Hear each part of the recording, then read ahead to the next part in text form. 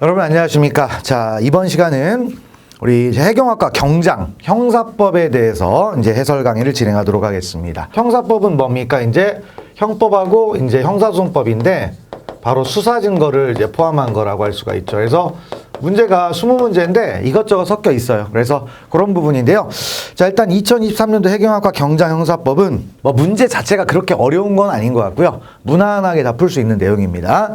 자, 근데 약간 이제 형벌론, 아니, 죄수론에 가보면 약간 좀 애매한 문제가 있긴 한데 뭐 그렇게 어렵진 않다라고 보여집니다. 자, 그러면 이제 내용들을 하나하나 보도록 합시다. 자, 그러면 이제 교사범에 대한 설명 옳은 것 있네요. 자, 교사범은 뭐죠? 자, 범죄 의사 없는 자에게 범죄 의사를 갖도록 하게 해서 자, 범죄를 실행하게 한 경우에 범죄 의사를 갖도록 한 사람을 처벌하도록 하기 위해서 만든 건데 바로 교사범은 뭐예요? 공범입니다. 정범이 아니고 무엇이다? 공범이다. 자, 공범이니까 자, 뭐가 되냐면 공범 종속성설의 입장이죠. 우리 형법의 태도는. 자, 공범 종속성설은 뭐예요? 정범이 있어야만 공범이 성립할 수 있다. 그래서 정범의 실행위가 없대요. 그러면 정범이 없는 겁니다. 그러면 교사범이 성립할 수 있다 없다? 없죠. 원칙적으로 불가한 겁니다. 그래서 그 얘기를 알아두시면 되겠고요. 자, 그다음에 두 번째로 가보면 자, 과실에 의한 교사가 가능하냐? 근데 우리가 교사를 범죄 의사를 갖도록 하는 건데 어떻게 과실로 합니까? 불가능하죠. 그래서 철저하게 우리가 교사범이나 방조범은요, 교사나 방조는 무조건 고의예요. 그래서 과실론 있을 수 있다 없다? 없습니다. 그래서 과실에 의한 교사 방조 이런 거 불가합니다.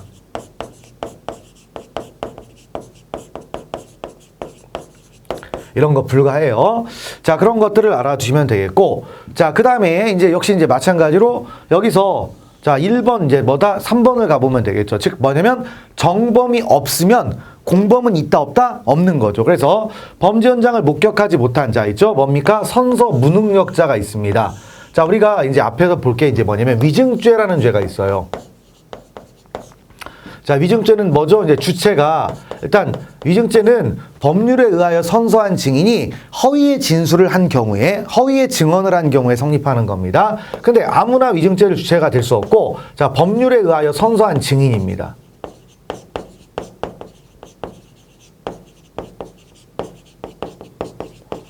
선서한 증인만이 범죄의 주체가 될 수 있어요. 근데 자, 선서를 안 했다라는 얘기는 이 사람은 뭐가 됩니까? 자, 위증죄의 주체가 될 수 있다 없다? 없죠. 위증죄의 주체가 될 수 없다. 그럼 뭐가 되는 겁니까? 범죄 현장을 목격한 것처럼 법정에서 허위의 증언을 하도록 부탁하여 자, 선서 무능력자가 실제로 그렇게 증언을 했다 이겁니다. 근데 그렇게 돼도 이 사람은 위증죄가 안 돼요. 그러면 자, 위증죄의 교사범이 성립할 그럴 수가 없다 이거죠. 정범 없는 교사범은 불가능하다는 얘기입니다. 그래서 3번까지 틀렸다라는 얘기가 되겠고요. 그다음에 4번으로 가보시면 자, 이제 교사범이 교사 행위를 했다가 자, 정범이 범죄의 실행 결의를 가졌는데 실행에 착수하기 전에 마음이 바뀌었을 때 자, 빠져나갈 수가 있겠느냐, 즉 이탈할 수 있겠느냐 이걸 따졌는데요. 자, 그러면 그냥 자기 혼자 빠져나가면 되겠습니까? 안 되죠. 그래서 자, 교사 행위를 자, 철회한다라는 의사를 명시적인 표사 쪽에서 것만으로는 면제가 된다 안 된다? 안 된다라는 겁니다. 그러면 어느 정도까지 돼야 되느냐? 그러면 피교사자, 즉 정범이죠. 정범 있겠죠? 자, 그래서 정범의 범행 결의를 자, 범행 결의, 즉 범죄를 실행하겠다는 의사 있죠? 범행 결의에 자, 범죄 실행의 범행 결의를 자, 해소하는 것이 필요하다는 거죠.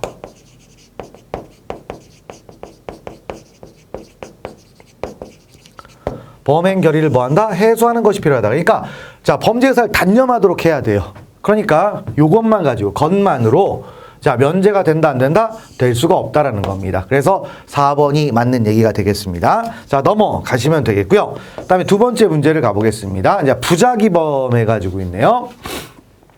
자, 부작위범 해가지고 있는데, 자, 그러면 일단 첫 번째 뭐예요? 백화점 상품, 이제 백화점 직원들이 있습니다. 요런 직원들은 당연히 뭐예요? 가짜 상품, 가맹점에서 가짜 상품을 파고 있으면 막아야 될 뭐가 있다? 법적 지위가 있죠. 근데 그냥 놔둬버린 겁니다. 즉, 별다른 조치를 취했다, 안 했다? 안 했다. 이거 짝퉁 파는데. 그러면 뭐가 되느냐? 바로 상표법 위반에 뭐가 된다? 방조가 되느냐? 이걸 따졌는데, 그럼 여기서 이제 같이 보는 게 뭐예요? 부작위한 방조가 되느냐? 이걸 따졌죠. 자, 근데 우리가 부작위한 방조가 됩니까? 안 됩니까? 되죠. 근데 되기 위해서는 단 뭐가 있어야 됩니까? 보증인 지위가 필요하죠.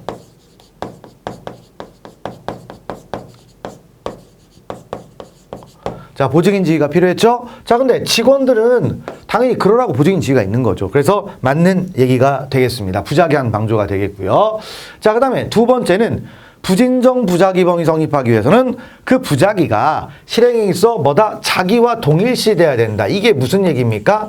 바로 부작위가 자기하고 같다야 된다. 그래서 뭐예요? 행위, 정형의 동가치성. 요게 있어야 되겠죠.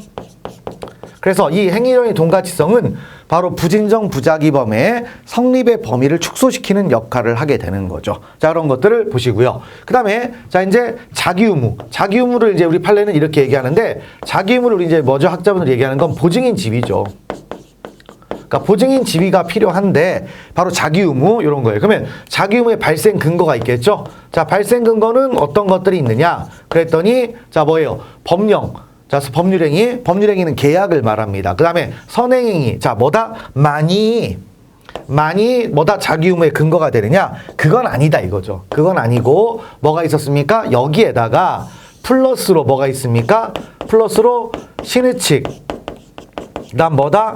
사회 상규, 그 다음 뭐다? 조리, 이런 것도 가능한 거였죠. 그래서 3번이 틀렸다라는 얘기입니다. 넘어가시고요. 그 다음에 4번 가보면, 자, 의무가 부여된 사람과 부여되지 않은 사람 사이에는 공동정범이 성립하지 않는다. 즉 뭐예요? 부작위한 공동정범이 되려면 뭐가 있어야 됩니까? 요거는 공통된 자기 의무가 있어야 돼요. 난 플러스 그 자기를 그것을 뭐다? 공통으로 이행할 수 있다라는 거죠. 공동으로 이행할 수 있는 경우를 말합니다. 그러면 자, 일단 어쨌든 공통된 의무가 있어야 되겠죠? 근데 뭐예요? 의무가 부여된 사람이 있고 의무가 부여되지 않은 사람이 있대요. 그러면 이 사람은 신분이 없고 이 사람은 신분이 있잖아요. 근데 어떻게 공동정범이 됩니까? 말이 안 되는 거죠. 그래서 3번이 틀렸다라는 걸 파악하시고 넘어가시면 되겠습니다. 자, 그래서 이제 있고요. 그다음에 이제 3번 문제 가보겠습니다. 낮에 직장 상사에게 엄청난 꾸중을 듣고 들은 A는 자, 퇴근 후 밤늦은 시간에 분풀이로 자신의 친구 B와 함께 길 가는 사람을 자, 살해하기로 계획하고 지나가던 행인을 살해했다. 그래서 친구 B와 함께 자, 뭐 한 겁니까? 공동정범을 저지른 거죠. 그래서 A와 B는 이제 사람을 살해한 겁니다. 근데 사람을 살해했는데 문제는 다음날 신문에 난 기사를 읽어보니까 누구 죽였어요? 자기 아버지를 죽였다라는 겁니다. 그래서 자신이 살해한 사람이 아버지인 것을 알았대요. 자, 그러면 우리가 사람을 살해했는데 그 피해자가 뭐다? 나와 직계 존속관계에 있으면 무슨 죄가 됩니까? 존속살해죄가 되는데 문제는 존속살해죄가 되려면 존속에 대한 인식이 있어야 돼요. 근데 죽일 때 알았습니까? 몰랐습니까? 몰랐죠. 그러니까 직계 존속에 대한 인식이 있다 없다? 없습니다.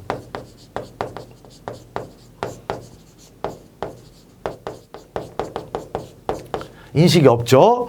그럼 뭐가 돼요? 존속살해죄는 안 되는 거예요. 존속살해죄는 안 되고 그럼 뭐가 되는 겁니까? 예, 보통살인죄가 되는 거죠. 자, 그러면 요걸로 가는 거죠. 그러면 자, A와 B는 무슨 죄다? 보통살인죄가 성립하고 보통살인죄로 처벌되는 겁니다. 그래서 뭐 134 있는데 쭉 됐고요. 그냥 가볍게 읽어보시고 다 오답이고 맞는 짐을 여기서는 이제 보는 거죠. 그래서 자, 2번이 틀렸다. 넘어가시면 되겠습니다. 자, 그 다음에 4번 문제 한번 볼게요. 자, 4번이 조금 문제가 이상해요. 약간 논란은 돼요. 근데 답이 보입니다. 그러면 보이면 문제될 건 없다라는 거죠. 자, 그래서 옳은 거 내가지고 있네요. 자, 첫 번째인데 우리가 실체적 경합은 두 가지가 있죠. 실체적 경합은 자, 동시적 경합범하고 그 다음에 뭐가 있죠? 사후적 경합범이 있습니다. 자, 동시적 경합범은 뭐예요? 판결이 확정되지 아니한 수개의 죄입니다. 판결이 확정되지 아니한 수개의 죄. 자, 그러면 판결이 확정되지 않아가지고 동시심판이 가능해요. 자, 그러면 자, 뭐다? 쭉 해서 항소심에서 병합심리가 됐습니다. 그러니까 자, 뭐다? 별도로 됐는데 어쨌든 수개의 범죄가 있는데 병합심리가 됐습니다. 그럼 동시심판이 됩니까? 되죠. 그러면 자, 뭐다? 동시적 경합범 관계에 뭐다? 있다라는 거죠. 그래서 뭐냐면 이거 동시심판이 되느냐 안 되느냐를 따지는 거예요. 그래서 병합심리가 있으면 동시심판이 가능한 거니까 동시적 경합범이 되는 겁니다. 자, 됐고 두 번째로는 자, 이제 사후적 경합범이 있는데요. 자, 이건 옛날 조문이야. 판결이 확정된 죄와 판결 확정 전에 범한 죄가 있는데 여기에 뭐가 들어가 있냐면 지금은 추가가 됐죠. 좀 범위를 줄이기 위해서. 그래서 판결이 확정됐다고 했을 때 그게 모든 판결이 확정된 건 아니고요. 자, 금고 이상의 형에 처한 판결이죠.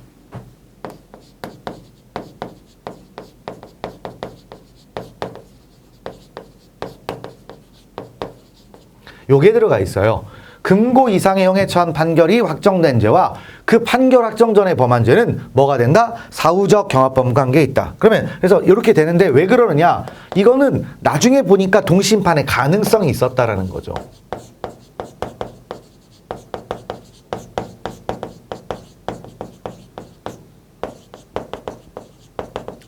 있었으니까 경합범으로 보자라는 거죠. 그런 얘기가 되겠고요. 그다음에 이제 경합범에서 판결, 확정 판결은 선고돼.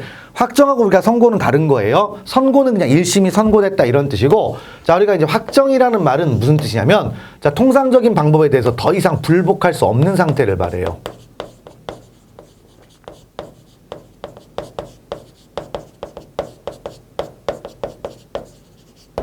자, 더 이상 뭐다? 불복할 수 없는 상태에 있다. 이런 것들을 얘기합니다. 그래서 1, 2, 3번 틀렸고요. 그럼 4번을 들어가는데 이제 경합범 가중례가 있는데 경합범 가중은 어떻게 됩니까? 가중주의는 자, 2분의 1까지 가중하죠. 1.5배예요. 1.5배. 그래서 중한죄에다가 1.5배 가중하는데 자, 그러면 어떻게 됩니까? 자, 횡령죄는 어떻게 되죠? 이렇게 돼 있고, 그다음에 이제 학대죄는 법정형이 2년 이하의 징역 또는 500만 원 이하의 벌금 돼 있잖아요. 자, 그러면 중한고 뭡니까? 5년이죠. 그러면 어떻게 됩니까? 7년 6개월이에요. 근데 7년 6개월로 끝나는 게 아니라 단서가 하나 걸려 있죠. 뭐냐면 두 개의 합산형을 못 넘어가요. 그래서 자, 뭐다? 합산형을 초과할 수 없기 때문에 뭘로 깎아줍니까? 7년이 되겠고요. 근데 여기서 끝나는 게 아니고 또 뭐가 되는 겁니까? 벌금도 봐야 되겠죠. 자, 벌금은 어디입니까? 여기가 1,500만 원. 앞에 게 뒤에 게 500만 원이니까 2,250만 원이 되는 겁니다. 근데 역시 마찬가지로 총액은 초과를 못하는 거죠. 그러니까 어떻게 된다? 2천만 원을 깎아주는 거죠. 자, 그래서 요렇게 가는 거예요. 그래서 자, 뭐다? 처단형은 자, 7년형 뭐다? 7년 이하하고 그다음 1년, 그러니까 7년 이하하고 뭐가 된다? 자, 2천만 원 이하예요. 근데 요게 빠졌어요. 요게 빠져서 좀 문제가 있긴 한데 그래도 어쨌든 7년 있잖아요. 그러니까 이게 상대적으로 정답이 되는 겁니다.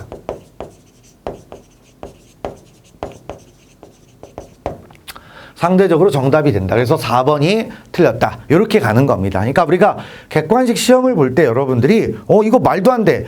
그런 게 아니에요. 일단 객관식에서 뭔가 이상하다 그러면 거기에서 최선의 답을 찾는 겁니다. 그래서 그걸 찾아가지고 그걸 골라내고, 근데 만약에 그게 정답이 아니다 라고 하면 이제 그때 이의제기를 하는 거죠. 일단은 이렇게 해서 상대적인 정답을 골라내는 게 중요하겠습니다. 그걸 파악하시면 되겠고요. 넘어가시면 됩니다. 자, 그다음 이제 5번. 자, 우리 야간 주거침입절도죄가 있네요. 야간 주거침입절도죄는 이런 거죠. 간단하게 말하면 야간에 타인의 주거에 침입한 거죠.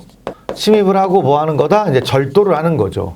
자, 그러면 주거 침입이라는 건 언제 이루어져야 됩니까? 야간에 이루어져야 됩니다. 자, 그래서 이렇게 되는데 그럼 야간 주거 침입 절도죄 1번부터 보면 야간에 타인의 집은 야간 절도겠죠. 그럼 야간 절도는 없어요. 그냥 절도입니다. 그래서 야간에 뭘 해야 된다? 주거에 침입해야 되는데 그게 빠졌잖아요. 그래서 1번이 틀렸다. 이런 겁니다. 자, 근데 여러분들이 이제 해설을 다 알고 있지만 실제 시험 볼 때는 1번이 명확하게 답이잖아요. 그럼 넘어가요. 2, 3, 4번은 볼 것도 없습니다. 근데 이제 그 다음을 좀 봐야 되는데 그럼 야간을 이제 어떻게 따져야 되느냐? 야간은 그냥 물리적으로 따지면 돼요. 그래서 이렇게 얘기를 합니다. 행위지에 일모로 일보다 다음날 일주 전까지다. 그런 얘기가 되어 있고요. 그리고 야간에 주거에 침입하니까 자 주간에 주거에 침입해가지고 야간에 절취했대요. 그럼 뭐가 되는 겁니까? 이거는 주거 침입죄하고 절도죄의 경합범위 되는 겁니다.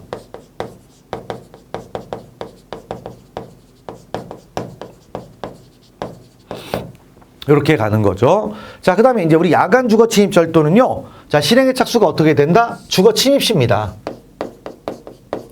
주거 침입과 동일하게 가요. 자, 그럼 주거 침입죄는 뭐예요? 주거에 들어가는 어떤 위험성 있는 행위를 개시했다라는 걸 표현할 수가 있겠죠. 그래서 뭐가 됐습니까? 자, 유리 창문을 열려고 했습니다. 그러면 이게 뭐가 된다? 실행의 착수가 있다 없다? 있게 되는 거죠. 그래서 일단 1번이 틀렸다. 그런 걸 파악하시고요. 넘어가시면 되겠습니다.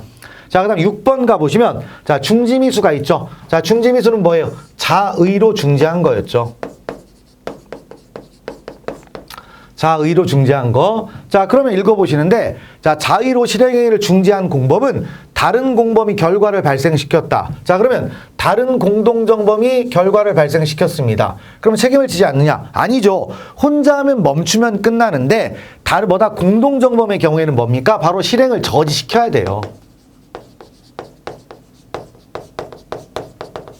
저지시켜야 되는데 자 뭐가 됐습니까? 결과가 나와버렸기 때문에 공동정범 책임을 지는 거죠. 그래서 1번 틀렸고요. 그 다음에 2번 가보면 장롱 안에 있는 옷가지에 불을 놓아 건물을 소유하려 하였는데 불길이 치솟는 것을 보고 놀랐다. 근데 놀랐는데 사실은 뭐예요? 겁이 나서죠. 그래서 요거 중지미수도 아니다? 아니죠. 그래서 자의로 중지하는데 여기서 우리 판례는 이제 절중설을 취하고 있지만 겁이 나서 중지한 건 자의성이 없다라고 봅니다.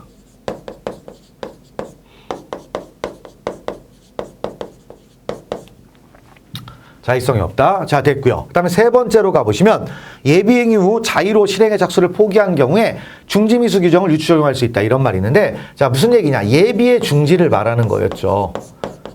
자, 예비의 중지. 그러니까 예비의 중지는 왜 얘기합니까? 자, 이제 예비는 하면 끝나는 건데 이걸 만약에 더 이상 실행의 착수를 자의로 포기했다면 좀 혜택을 줘야 되는 거 아니냐. 그래서 중지미수 규정을 유추 적용할 수 있느냐 이런 걸 따졌는데 우리 판례는 그런 거 없다라고 했어요. 그래서 예비의 중지 이거 인정한다 부정한다? 우리 판례는 부정한다고 했습니다. 요렇게 이제 가는 거죠. 자, 그래서 3번까지 일단 틀렸다라는 거고, 일단 4번 가보면 공동정범 관계에 있는 공범의 일부가 자의로 결과의 발생을 방지했습니다. 그러면 막았죠. 그러면 우리가 중지미수의 효과는 어떻게 됩니까? 일신전속적이에요. 그러니까 중지한 사람만 뭐가 된다? 그 혜택을 보겠죠. 그러면 자 뭐다? 자의성 없는 나머지 공범은 뭐가 돼요? 자 외부적 요인에서 멈춰진 거니까 뭐가 된다? 장애미수. 그래서 자 중지한 자는 뭐가 돼요? 중지미수.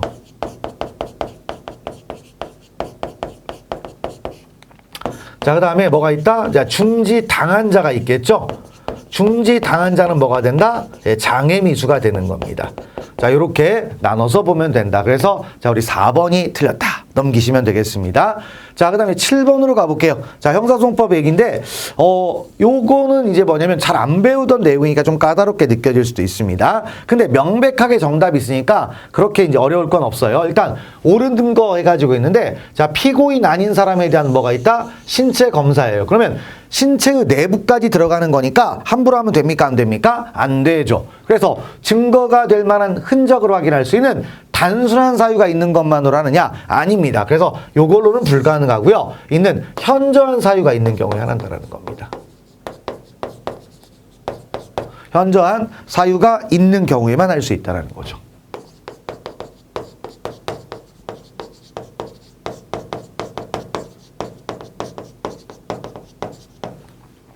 자, 그래서 뭐다? 현저한 사유가 되겠습니다.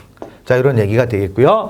자, 그 다음에 두 번째로 가보면 자, 분묘갈부리의 긴급을 요하는 때에는 미리 유족에 통지하지 않을 수 있다 했는데 자, 우리 분묘를 발굴할 때 뭐 이거 이제 검증이거든요.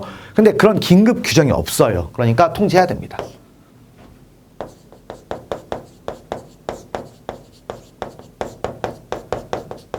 이런 거 없어요. 자, 됐고. 다음 3번은 뭐냐? 이제 이건 종합적인 얘기인데요. 자, 우리가 영장 집행할 때 야간 집행 못 하잖아요. 근데 야간 집행을 못 한다는 얘기는 해 떨어져 있을 때 들어갈 수 없다라는 뜻이지 해 떠 있는데 들어가서 집행하고 있는데 해가 졌어요. 그러면 어떻게 된다? 계속 진행할 수 있습니다. 그래서 일주일 전에 검증에 착수를 했는데 일몰이 됐다. 그러면 계속 진행할 수 있습니다. 계속 진행할 수가 있다. 그래서 3번까지 틀렸다라는 거고요. 다음 4번인데 사법경찰관이 작성한 검증조서가 있습니다. 그러면 자 이제 우리 312조 6항에 따라서 자 수사상 검증조서가 돼요. 자 그러면 증거 능력이 어떻게 되느냐? 그다음 뭐다? 작성자의 진정 성립이 요건이 됩니다. 자, 그러면 작성자의 진정 성립은 뭐냐? 뭐 형식적 진정 성립 플러스 실질적 진정 성립이에요. 자, 그럼 읽어보시면 적법한 절차와 방식에 따라 작성, 적을 얘기했죠. 그다음에 공판 중이나 공판 기일에 그 작성자의 진술에 의하여 내용의 진정함이 증명됨이 없이 단지 그 성립의 진정, 요거 얘기하는 거죠. 그래서 내용을 따진 게 아니고 요걸 따졌다. 그러니까 요게 가장 뭐 그럴싸한 답이다. 이렇게 표현할 수가 있다라는 겁니다. 그래서 4번이 틀렸다. 넘어가시면 되겠습니다. 자, 그다음 8번 가보겠습니다. 자, 압수수색 옳은 거 돼가지고 있네요. 자, 압수 목적 달성 여부와 관계없이 자, 일단 이렇게 관계없이 있는데 그러면 전체를 압수할 수 있느냐? 아니죠. 원칙은 뭐예요? 자, 압수수색과 관련해서 영장은 뭐 전자정보 매체를 할 때 어떻게 하라고 했습니까? 기억된 정보의 범위를 정하여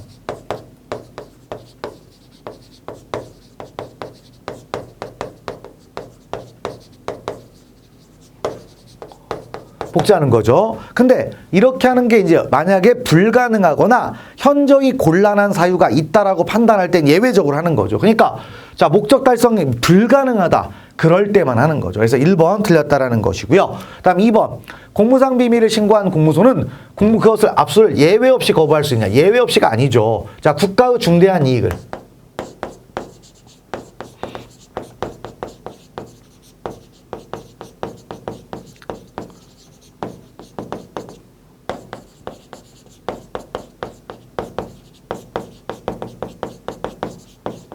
자, 국가의 중대한 이익을 해야 하는 경우를 제외하고는 자, 뭐가 된다? 자, 제외하도 거부하지 못한다라는 겁니다.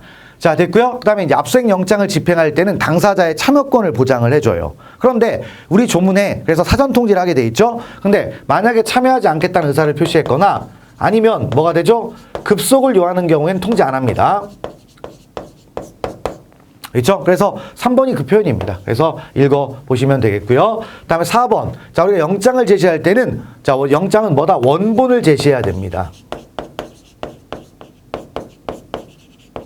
근데 뭘 했어요? 사본만 보여줬잖아요. 그럼 위법이 되는 거죠. 그래서 3번이 틀렸다. 넘어가시면 되겠습니다. 자, 그리고 이제 9번. 긴급체포에 관한 설명 옳지 않은 거네요. 자, 그럼 내용을 들어가 보면 자, 피해자에게 장기 3년 이상의 징역이나 금고에 해당하는 죄를 범하였다 의심할 만한 상당한 이유가 있는 것만으로도 긴급체포했다. 만으로도입니까? 아니죠. 자, 뭐가 있었습니까? 긴급체포 요건은 중, 상, 그다음 뭐다? 필, 긴이 있었죠. 그래서 자, 뭐다? 요거 중상까지만 있어요. 근데 뭐가 있어요? 필. 자, 체포의 필요성 있죠? 뭐가 됩니까? 도인. 그 다음에 긴급성도 있어야 되겠죠? 긴은 뭐예요? 긴급성, 영장을 받을 시간적인 여유가 없다라는 겁니다. 그래서 요게 틀렸다라는 것이 되겠죠. 자, 그래서 그 부분 보시고 2번 뭡니까? 자, 이제 긴급을 요한다. 긴급성은 무슨 뜻이다? 바로 요렇게 체포영장을 받을 시간적인 여유가 있다 없다? 없다라는 거였죠. 그다음에 자, 이제 긴급체포에서 같이 응용되는 내용이 바로 3번이죠. 긴급체포된 자에 대한 압수수색 검증이 있습니다. 자, 그러면 긴급체포된 자에 대해서는 자, 그가 소유, 소지, 보관하는 물건에 대해서 자, 압수할 필요가 있다. 그러면 영장 없이 24시간까지 한해서 체포한 때로 24시간까지 한해서 영장 없이 압수수색 검증할 수 있다. 이렇게 돼 있었죠. 그래서 체포한 때로부터 쭉 해서 영장 없이 압수할 수 있다 했죠. 그래서 우리 형사소송법 217조 1항에 관한 이야기였습니다. 자, 됐고요. 네 번째로 가보면 자, 이제 자진 출석한 사람을 긴급 체포할 수 있느냐. 근데 요런 판례가 있었죠. 참고인 조사를 받는 줄 알고 자진 출석. 이 사람은 긴급 체포가 안 됐어요. 수사기관이 꼼수 부린 거예요. 자, 그래서 1번이 틀렸고 다 맞는 얘기가 되겠습니다. 넘어가시면 되겠네요. 자, 그 다음에 10번 가보겠습니다. 자, 폭행 옳지 않은 것. 폭행은 유형력을 행사하는 건데 자, 우리 폭행죄에 대한 폭행은요, 사람의 신체에 대한 유형력 행사예요. 자, 뭐가 된다? 사람의 신체에 대해서 유형력을 행사하는 건데요. 그러면 꼭 신체에 접촉해야 되느냐? 아닙니다. 그래서 신체에 접촉하지 않더라도 가능할 수가 있습니다. 그래서 1번 맞고요. 그다음 2번, 자, 피고인이 피해자에게 욕설을 한 것만을 가지고 당연히 폭행이라고 할 것은 없죠. 그 다음에 피해자 집에 대문을 발로 찼습니다. 그러면 사람에 대해서 유형력 행사가 아니잖아요. 그렇기 때문에 자, 뭐다? 이것도 유형력, 신체에 대해서 유형력을 행사했다고 볼 수 없다. 즉 폭행죄의 폭행은 아니다라는 겁니다. 그 다음에 세 번째, 공무원의 직무수행에 대한 비판이나 시정을 요구하는 집회 시위 과정에서 일시적으로 상당한 소음이 발생했다는 사정, 자, 만으로 있죠? 자, 그러면 여기서 폭행이냐? 그럼 공무집행방해죄의 폭행은 그냥 공무원에 대한 폭행이에요. 공무원, 사람에 대한 유형력 행사인데, 그러면 요거 소리 났다고 사람에 대한 유형력 행사입니까? 그건 아니죠. 그건 아니다. 그래서 3번이 틀렸다라는 겁니다. 그 다음에 4번 가보시면, 거리상 멀리 떨어져 있는 사람에게 전화기를 이용하여 전화하면서 고성을 내거나 그 전화 대화를 녹음한 후 듣게 하더라도 수화자의 청각기관을 자극하여 그 수화자로 하여금 고통스럽게 느끼게 할 정도의 음향이 아닌 경우에는 자, 뭡니까? 전화기로 막 고래고래 소리를 질러요. 그럼 이게 뭐다? 폭행입니까? 그런 거 아니다 이거죠. 그래서 3번이 틀렸다라는 겁니다. 넘어가시고요. 다음 11번째, 자, 옳지 않은 거 네 가지고 있네요. 자, 첫 번째부터 공증 담당 변호사 해가지고 이제 허위 공문 작성죄네요. 자, 그럼 허위 공문 작성죄면 자, 뭐다? 그 공무원, 뭐다? 이 공문서의 내용이 객관적 진실에 반하는 거죠. 진실에 반하는 건데, 자, 뭐예요? 자, 뭐 있습니까? 당사자 본인의 것임을 확인한 바가 없대요. 그죠? 그런데 거기에서 뭘 했습니까? 본인이라고 써버린 거예요. 그래서 자, 그러한 확인을 한 것처럼 기재했습니다. 그러면 이게 뭐예요? 허위죠. 근데 허위인데 피고인이 뭘 주장했느냐? 바로 관행을 주장한 거예요. 업계의 관행은 그렇다 얘기를 하는데요. 자, 우리가 이제 형법이나 이런 걸 배울 때 좀 알아둘 게 관행이라는 말이 나왔어요. 자, 그럼 관행으로 용서를 좀 구한다. 그럼 절대로 정당한 사유 안 됩니다. 다 쳐버려요. 관행은 법을 이길 수가 없어요. 그러니까 만약에 법을 위반하는 관행이 있다. 그러면 당연히 정당한 사유가 안 되는 거죠. 무조건 처벌합니다. 자, 그거를 알아두시고요. 그래서 허위공문 작성죄가 성립합니다. 자, 됐고 두 번째 가보시면 직무에 관한 문서라 함은 공무원이 직무권한 내에서 작성하는 문서를 말하며 법률뿐만 아니라 명령, 내규 또는 관례에 의한 직무집행에 관한. 그래서 자, 뭐다? 이제 직무권한이 있는데 이 직무권한은 꼭 법에 하나는 게 아니라 뭐다? 내규, 관례. 아, 이럴 때는 관례 쓰는 거죠. 그러니까 이거는 자기들끼리 내부적으로 하는 거니까. 그래서 요건 인정해 줍니다. 자, 그다음 세 번째, 우리가 허위공문 작성죄가 되려면 바로 이제 뭡니까? 허위로 작성을 해야 되잖아요. 근데 여기서는 뭐냐면 자, 법령을 그냥 잘못 적용했대요. 그러면 내용에는 거짓이 없다라는 겁니다. 그러면 뭐다? 문제가 없다 이거죠. 그다음 네 번째 가보면 이제 공문서 부정행사죄가 있는데 자, 운전면허증을 뭐다 보여주는데요. 뭘 보였다? 파일을 보였대. 그럼 이거 문서가 아니잖아요. 문서가 아니기 때문에 자, 문서 자체를 보여주는 것을 얘기하기 때문에 공문서 부정행사가 된다 안 된다? 안 된다라는 겁니다. 그래서 이 판례가 상당히 중요하고 앞으로 이것 때문에 법이 많이 바뀔 거예요. 근데 뭐 여러분들 시험 보고 합격할 때까지 문제가 없으니까 그렇게 파악을 하시면 되겠습니다. 자, 넘어가시면 되겠네요. 자, 그 다음에 이제 자수가 나와 있습니다. 자수는 뭐예요? 자, 범인 스스로 수사기관에 대해서 범죄 사실을 신고하고 처벌을 구한 의사표시를 말하는 겁니다. 자, 근데 우리 자수의 효과는 어떻게 됩니까? 쭉 해서 자, 의무적 감면입니다.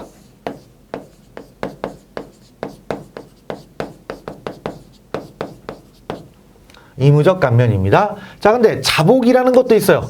반의사불벌죄에서 자, 뭐다 쭉 해서 처벌할 수 없는 범죄. 자복, 용서를 구하는 거죠. 근데 효과는 똑같습니다. 뭐하고? 자수하고. 그러니까 뭐예요? 의무적 감면입니다. 일단 틀렸고요. 다음 2번. 자, 범행이 발각된 후라 하더라도요. 범인이 자발적으로 자기의 범죄를 수사기관에 신고했다. 자수가 될 수 있죠. 자수의 시기는 제한이 없기 때문에 검거되기 전이면 다 돼요. 그래서 발각된 후라고 해도 자수가 될 수 있습니다. 그 다음에 세 번째. 자, 자수서를 소지하고 수사기관에 자발적으로 수사했으나 제출하지 않았어요. 제출하지 아니하고 그 다음 뭐 했습니까? 쭉 해서 구속 이후까지 된 상태에서 이미 잡힌 상태에서 뭐가 됐습니까? 제출했어요. 늦었어요. 자수라고 볼 수 없는 거죠. 그래서 언제까지? 검거되기 전까지 자수할 수 있는 거죠.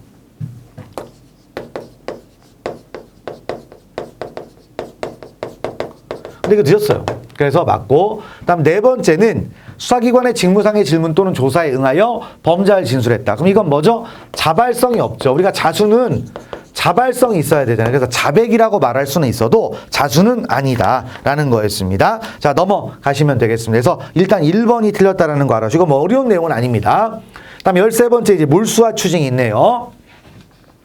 자, 몰수는 뭡니까? 이제 그 소유권을 박탈하는 거였고, 추징은 그 가액을 돈으로 받아내는 거였죠. 자, 그럼 1번부터 들어가 보면 밀항단속법 4조 3항의 취지와 동법의 입법 목적에 비추어 보면 밀항단속법상 몰수와 추징은 일반 형사법과 달리 범죄 사실에 대한 뭐가 있다? 징벌적 제재다. 있죠? 그래서 밀항단속법에서 몰수 같은 거 만약에 할 때는 징벌, 이거 자체도 벌이다 이겁니다. 그렇기 때문에 자, 어떻게 되는 것이다? 바로 이제 쭉 해가지고 있는데 바로 요 말이 들어가요.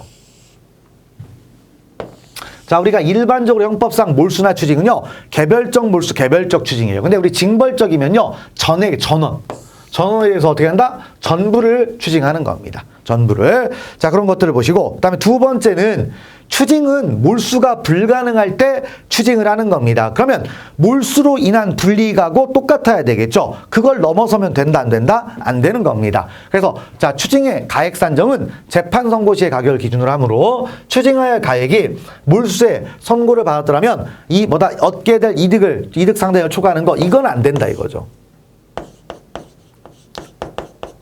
똑같아야 되니까 더 불이익하면 안 된다 이겁니다. 그래서 2번이 틀렸다라는 거고요. 그다음에 이제 3번은 뭐예요? 자, 뭐다 추징가액의 산정 시기는 뭐다? 재판 선고 시의 가격. 그래서 재판 선고 시가 중요합니다. 자, 그래서 이게 뭐라고 나면 틀린다? 몰수 불능 시 이러면 틀려요.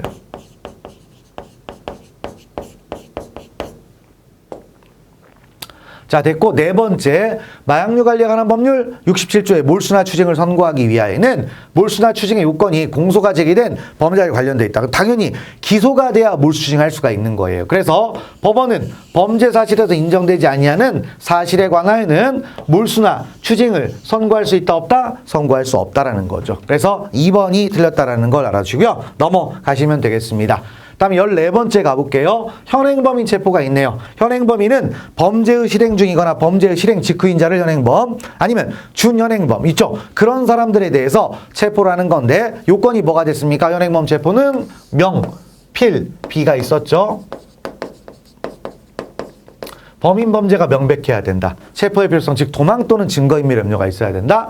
비례성, 경미 범죄는 주거 부정인 경우에 한해서 체포할 수가 있다라고 했죠. 자, 그러면 들어가는데 현행범을 체포한 경찰관의 진술이 있습니다. 자, 그러면 경찰관 진술 쓰지 말라고 법 규정이 있나요? 그런 거 없습니다. 그렇기 때문에 범행을 목격한 부분이 있습니다. 그럼 목격자의 진술과 똑같아요. 그렇기 때문에 자, 증인이 될 수 있다. 이 사람은 증인이 된다라는 거예요. 증인은 원래 누구든지 될 수 있거든요. 단지 이제 뭐다? 법관이 이걸 어떻게 믿을지 신빙성, 그러니까 뭐다? 증명력의 차이만 있다라는 겁니다. 자, 됐고요. 두 번째, 갑과 을이 주차 문제로 다투던 중 을이 112 신고를 하였고 갑이 출동한 경찰관에게 폭행을 가하여 공무집행 방해죄 현행범으로 체포된 경우 갑이 파출소에 도착한 이후에도 자, 뭐다? 경찰관의 신분증 제시 요구에 응하지 아니하고 요렇게 했다. 인적사항을 밝히지 않고 있어요. 그럼 도망하겠다는 뜻이에요. 그러니까 체포의 필요성이 있다 없다? 있다라는 거. 적법하다라는 걸 보여주는 겁니다. 현행범 체포가. 자, 그래서 됐고, 그다음에 세 번째 가보시면 전투 경찰대원들이 공장에서 점거 농성 중이던 조합원들을 체포하는 과정에서 체포의 이유 등을 제대로 고지하지 않다가 뭘 했어요? 나중에 뭐다 항의받고 고지했잖아요. 그럼 이건 제대로 고지 안 한 거죠. 고지 안 했기 때문에 적법한 공무집행이다 아니다? 아니죠. 원래 우리가 미란다 원칙은 집행에 착수한 이후 뭐다 착수하기 전에 고지하는데 여의치 않은 사정이 있을 때는 재합 중 또는 재합 후 지체 없이 고지할 수가 있어요. 근데 요건 뭡니까? 예외이기 때문에 뭐다 그런 상황이 되는데 이건 예외가 없는 거죠. 그죠? 할 수 있었는데 항의받으니까 그때 했다는 얘기는 잘못했다는 얘기죠. 그러니까 위법 이런 얘기가 되겠고요. 다음 네 번째가 보면 범행 중 또는 범행 직후의 범죄 장소에서 영장 없이 압수수색 또는 뭐다 검증할 수 있도록 규정하고 있는 216조 3은 범죄 장소의 압수수색 검증인데요. 이건 어쨌든 영장제 예외니까 함부로 하면 안 됩니다. 그래서 어느 하나라도 갖추지 못한 경우에 압수수색 또는 검증 당연히 뭡니까? 위법이에요. 그죠? 위법. 그런데 혹시 사후에 법원으로부터 영장을 발부받았다. 그럼 하자가 치유되느냐? 안 됩니다. 영장주 위반은요, 하자 치유 불가합니다.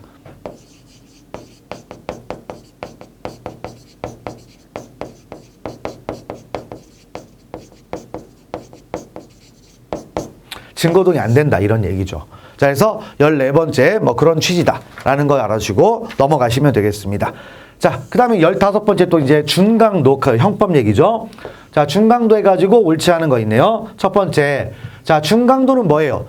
절도가 뭡니까? 자, 뭐다? 폭행 협박하는 거였죠? 근데 목적을 가져요. 뭐죠? 재물 탈환을 한 거하거나 아니면 뭐다? 죄적을 인멸하거나, 알죠? 이런 것들 목적을 가지고 하는 뭐다? 무슨 범? 목적범입니다. 그래서 재물의 탈환을 한 거하거나 체포를 변탈하거나 범죄의 흔적을 인멸할 목적. 이런 거죠. 근데 자, 우리가 목적범은요, 목적이 있기만 하면 되지 목적 달성 여부는 따지지 않습니다.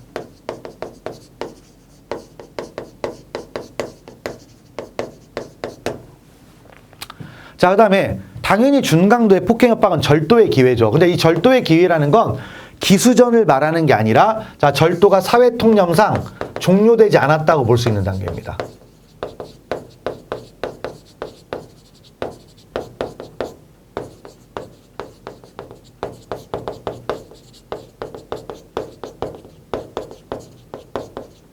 이런 것들 얘기합니다. 자, 그 다음에 자, 우리가 그러면 준강도는 사후강도라고도 부르니까 이 폭행협박은 강도하고 똑같아야 돼요. 그럼 강도의 폭행협박은 뭡니까? 최협이죠.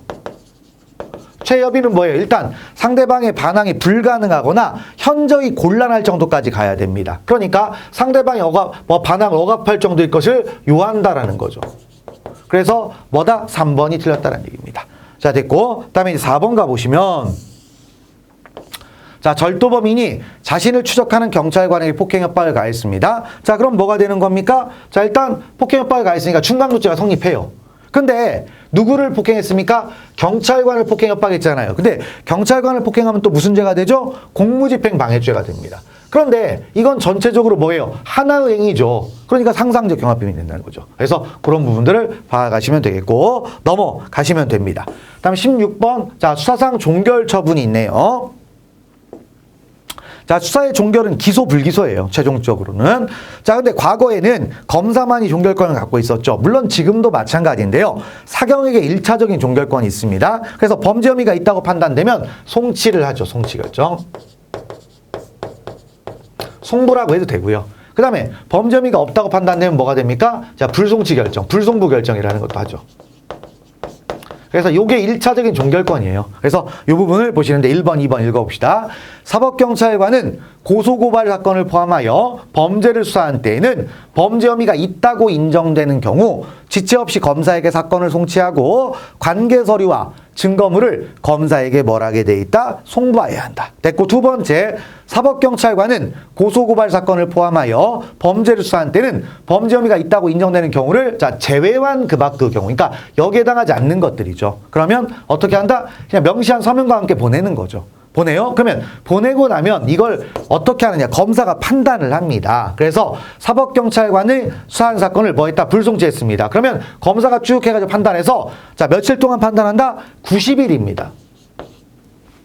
그래서 자, 판단해서 문제가 없으면 그대로 끝나요.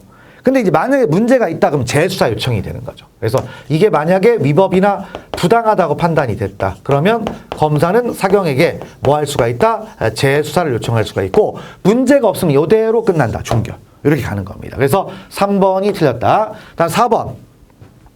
사법경찰관은 수사한 사건을 불송치할 경우 관계서류 등을 지체 없이 검사에게 송부한 날로부터 며칠? 7일. 원래는 자, 통지제도는 검사만 가졌는데 요것 때문에 사법경찰관한테 통지제도가 들어간 거예요. 근데 통지는 다 며칠이다? 7일입니다.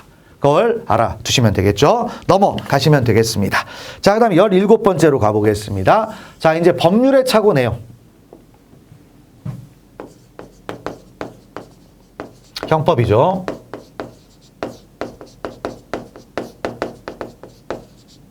자, 법률의 착오, 뭐다? 금지착오인데, 그럼 이거 어떻게 돼요? 오인의 정당한 이유가 있으면 벌하지 아니한다라고 되어 있잖아요. 그럼 정당한 이유를 따지죠. 근데 이 정당한 이유는 뭐냐? 과실범하고 똑같습니다. 그래서 착오를 회피하기 위해서 얼마만큼의 노력을 했느냐 이런 걸 따졌는데 제일 중요한 건 뭡니까? 법을 위반했는데 그 법이 법을 위반해도 된다라고 착각을 했다라는 건 그럴 만한 이유가 있어야 돼요. 그래서 모르면 공무원에게 문의를 해야 되죠.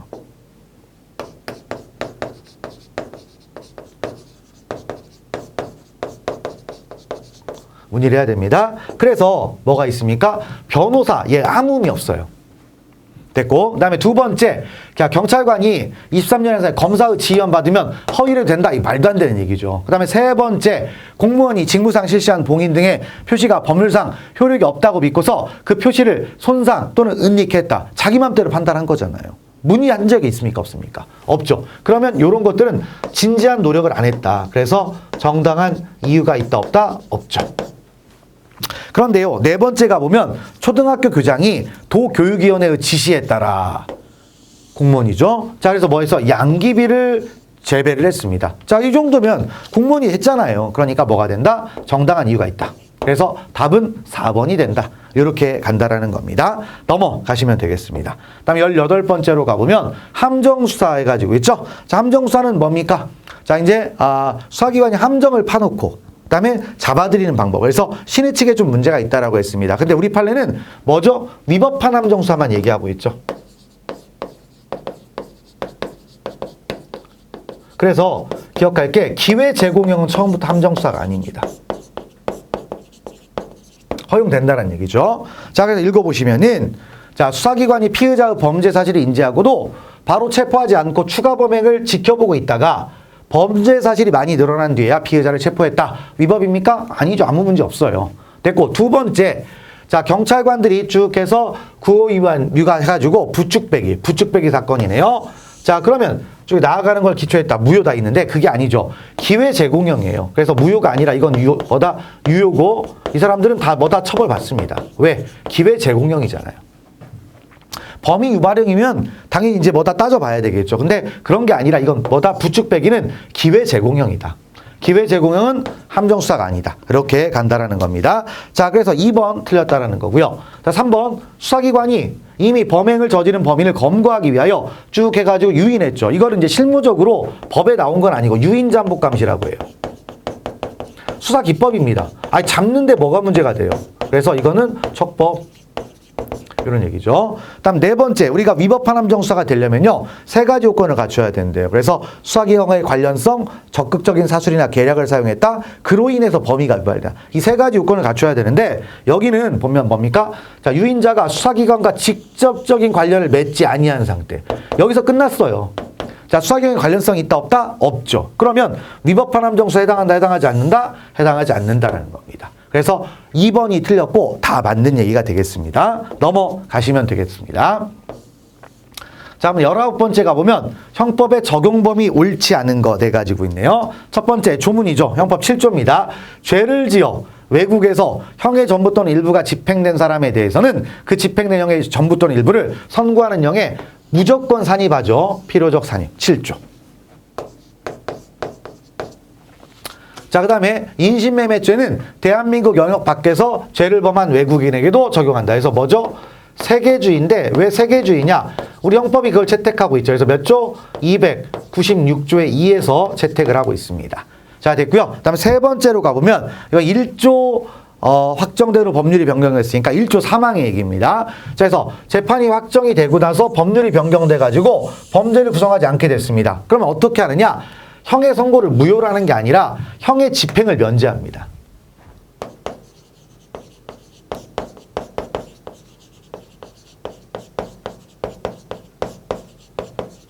그래서 1조 3항이죠. 여러분들이 조문도 읽어보는 게 중요하다는 걸 강조하려고 이렇게 쓴 겁니다. 자, 그래서 3번이 틀렸고요. 그 다음에 4번은 형법의 총칙은 다 법령에 적한 죄에 적용되지만 그 법령에 특별한 규정인 경우에는 예외라는 데서 8조에 나와 있어요.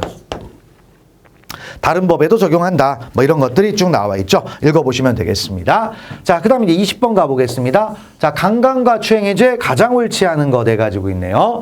자, 일단 첫 번째, 이건 비교적 최근 판례인데요. 보시면 갑이 처음 보는 여성인 을의 뒤로 몰래 접근하여 성기를 드러내고 쭉 해가지고 소변을 봤다. 참 더럽죠. 이런 건데 어쨌든 추행행위가 된다. 강제추행이 되는데 문제는 우리가 추행행위가 객관적으로 있으면 되고 피해자가 꼭 이걸 인식해야 되느냐? 그럴 필요가 없습니다. 그래서 자, 추행행위가 있으면 되고 피해자의 인식 여부는 불문입니다.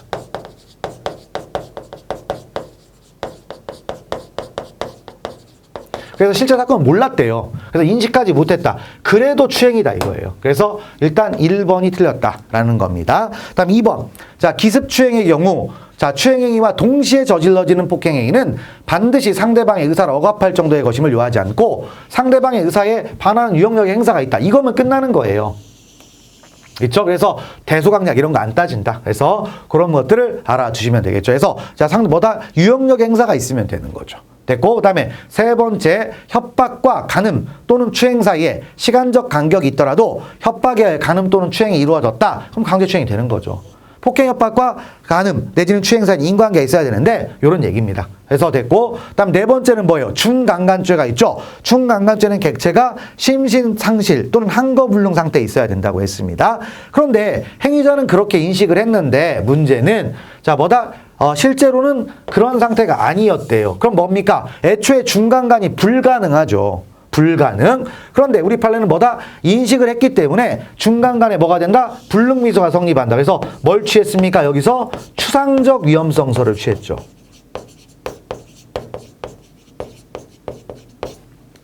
그래서 행위자가 인식한 사정을 기초로 일반인의 입장에서 판단한다라고 했습니다. 그래서 맞는 얘기가 되겠습니다. 자, 이렇게 해서 이제 보시면 되겠습니다. 자, 그러면 이제 이렇게 우리가 2023년도 해경학과 경장 형사법 있었는데요. 어려운 건 없었죠. 그러니까 거의 다 맞을 수 있는 수준의 문제입니다. 그래서 여러분들이 쭉 보시는데 근데 중요한 건 우리가 쉬운 거를 꼼꼼하게 잘 봐야 돼요.